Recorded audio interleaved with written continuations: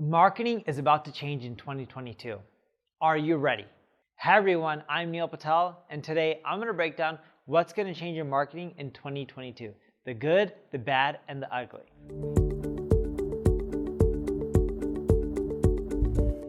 Before we get started, make sure you subscribe to this channel. That way, when I release more content like this, you'll get notified.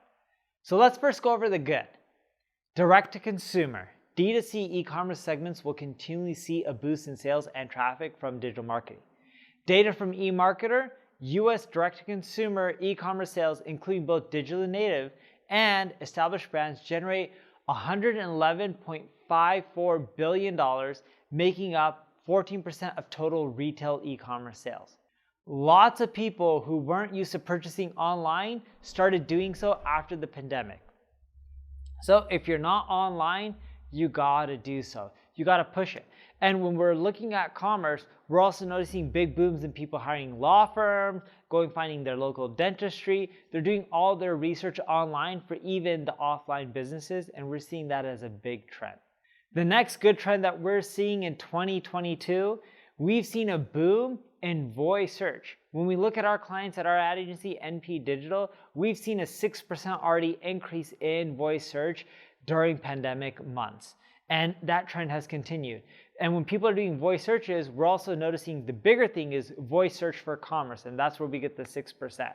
So make sure that your clients are pushing and trying to leverage voice search commerce, or you yourself, if you are a store owner, selling things on voice search, make sure you're leveraging it. You can also get your podcasts, your materials, your content on voice search. That's another good trend that you should start leveraging, and it's extra traffic that you didn't have.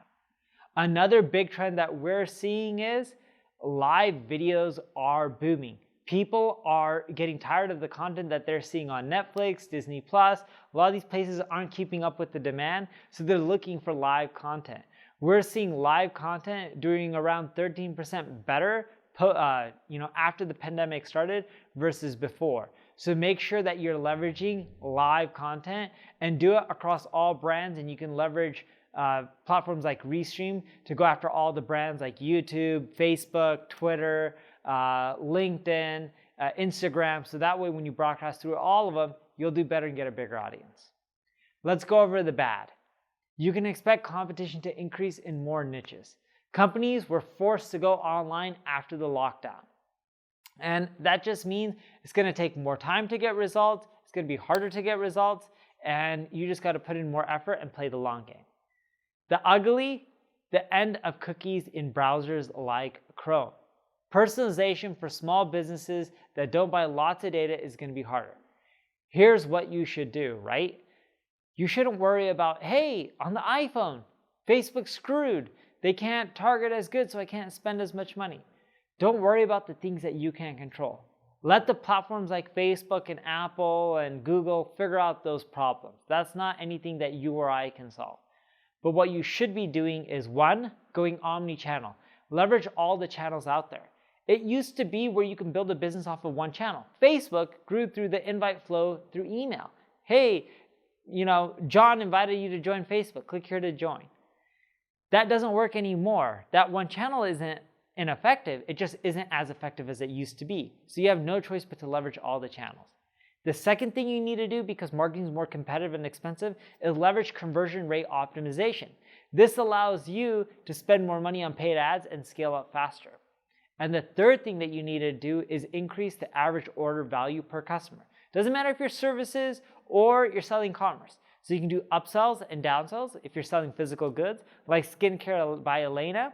When she sells anti-wrinkle cream, she may upsell you on a vitamin C serum that also helps reduce your wrinkles faster. And if you're service-based, just when you close a business, add other products and services as quick as possible. So that way people are more integrated in your business, which allows you to increase your lifetime value of a user and spend more time and energy on digital marketing. That's what you should do to prepare yourself for 2022 and beyond.